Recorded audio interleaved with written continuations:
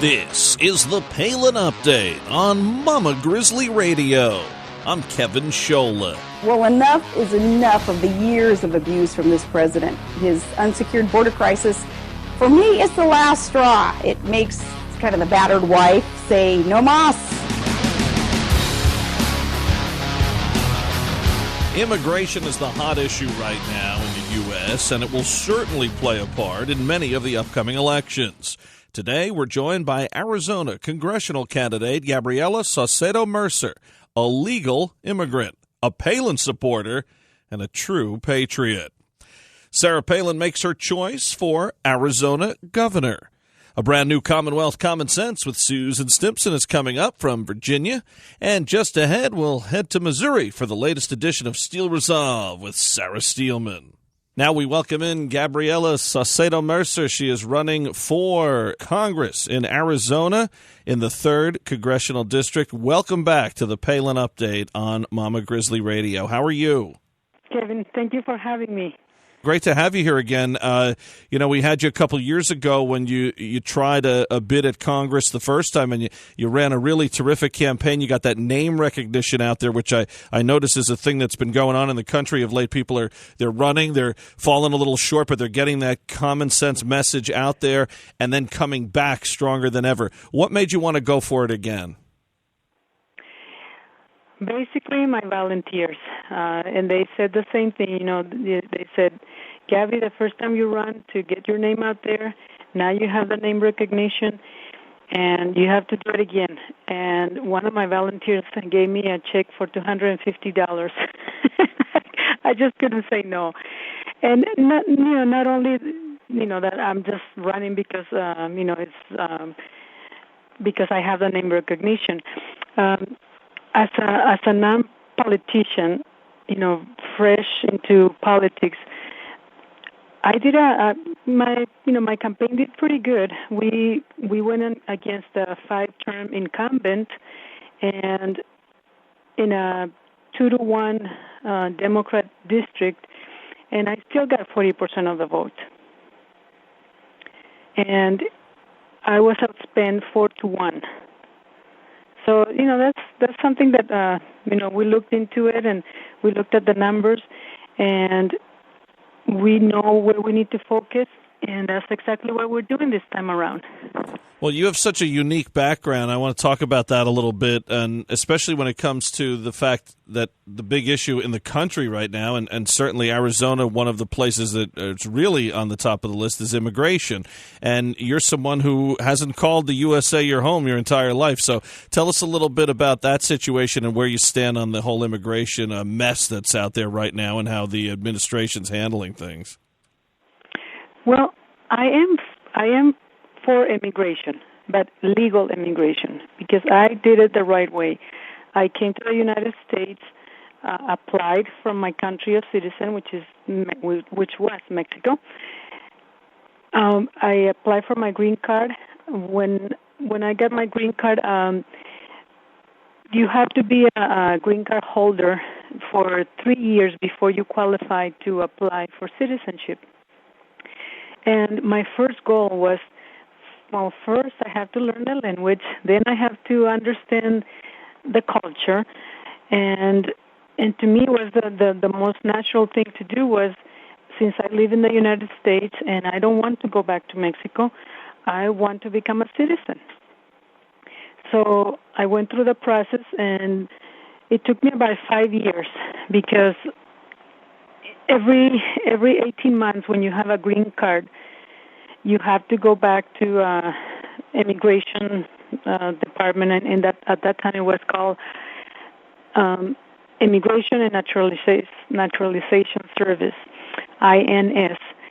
And I had to prove that I was still married to my husband, that I did not marry him just to get my green card, that we were living a normal life. So it is a process, and I appreciated that process because I became an American. I was not just an immigrant that wanted to come to work and looking for a better life. Of course, that was the main attraction to the United States. But I became an American in the sense that my culture is my culture, and that's in my heart. I still love my tacos and my salsa and everything that is Mexican food. Me too. I love the mariachi music. I mean, it's just it gets my heart going. But that is my culture. That is not who I am as a citizen. When I pledged allegiance to this country, I meant it. And when you have all this influx of illegal immigrants, they're not coming for those reasons. And it infuriates me, and it is a slap in the face to anybody that has come to this country and that have done it the right way. Yeah, I mean, you had to go through all that sacrifice, all that hard work. I got to MC a naturalization service in New Jersey a couple months back. And, I sat there and I said, these people who are from all different countries, all over the place, I said, they probably know more about our country than half of the people sitting in the stands, who are born here in America. And I know that you could appreciate that. And now we see people who think they are owed something to cross over our borders. Yes. We see some of these pictures. We see the way it's being manipulated by liberals, by moderate Republicans, by, those in the press. And yet here you did it the right way. And if anybody wants to know what kind of a patriot you are, they can just look no further than the daughter that you raised and see what her job is. She's a staff sergeant in the Marine Corps. That's right. So, that's something else. And thank her for her service as always. So now you have a lot of other issues to tackle. What are the other main things that you're focusing on your campaign? When you talk to someone walking around in Arizona and out there, I know you're doing it the old way and knocking on doors and shaking hands. What are you telling people that they can expect from you if elected, if a congresswoman in a few months? I'm telling people to get involved. They need to get involved in terms of holding our elected officials accountable. I have been getting approached by Democrats, and because Grijalva is not representing them, and so they tell me all these stories, and I double check, I do my homework, and then I said, oh my goodness. Just last week we had this group of Democrats. They invited me to a protest in front of Grijalva's office, and they did they called the media and everything, and then I said, sure, I'll go, and it was just amazing. I had to laugh because this guy had a sign that said, Grijalva, I want my vote back. And I told him, it's a little too late for that. So yeah, but I'm voting for you. I'm not voting for him anymore. So I can see and sense that the tide is turning because people are waking up. They are seeing that they're not being represented, and they're tired of big government that doesn't do what they're supposed to do. Sarah Palin is someone you have a great affection for and someone that you have talked to me about many times publicly and privately, your feelings about her and really how she's been quite inspirational to you. Can you talk a little bit about Governor Palin and what you think about her as a person and as a patriot? Oh, my goodness. She's one of my heroes, and to be honest with you, she inspired me to not only get involved in politics, but run for office. And, sometimes I say, well, I'm going a little too fast because I know she started in the city council and she ran for mayor and she built up to become governor and then ran for vice president. I just love what she stands for, and I love that that grizzly mama attitude that she has, that fire in her belly, because she stands for smaller government. She stands for the people, and I just love that fieriness, or how do you say it? That feistiness. There you go. I love what she said at CPAC earlier this year when she was talking about most of the Republican establishment going after the Tea Party, going after the people that are true patriots like her. And she said, that swell in 2010, it was because of the Tea Party. They put you there. and they don't appreciate that. So, when they vilify the patriots and the people that are trying to hold them accountable, it just shows me that Sarah Palin is the real deal. And I wish she would run for something. Well, we certainly know a lot of people are online for that exactly and feel the same way. Well, Gabriela Saucedo Mercer, we really appreciate you being here as usual. How can people find out more about your campaign and help your campaign?